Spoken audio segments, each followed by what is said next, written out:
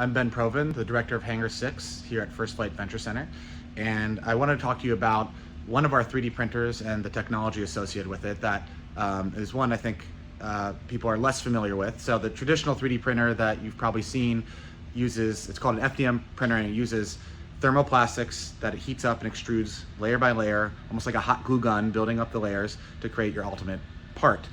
But there's a different type of printer called a resin 3D printer, which instead of extruding this thermoplastic, it has a liquid resin that cures with UV light layer by layer.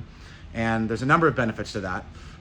The first one is that it creates a much smoother finish. So for parts where you want something to really have that smooth look and feel, perhaps approaching something like a injection molded finish that you're used to seeing in the end consumer manufactured product, and not those layers that you see in FDM printers, it can be great for that. But at a functional level, what I think is most exciting and most differentiated is that you can do softer materials like silicone or silicone-like rubber materials that you can create functional parts, things like gaskets, or if you need grippiness on something, or the sole of a shoe, anything like that can get accomplished in this printer. So I'm going to show you right now. Here we're actually printing a client project. This is our Form 3 resin printer.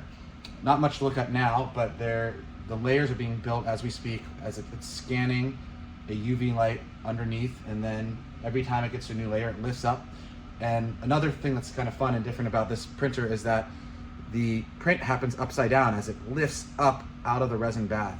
So typically prints come from the bottom up and you see them built up over time. This gets lifted out of the bath. It's almost like something out of a sci-fi movie, and at the end your product's sitting there hanging upside down. So it's fun to see these things as they emerge from the bath. So if you are interested in getting parts made or want to learn more about this printer, feel free to reach out, and we're happy to talk more about our capabilities.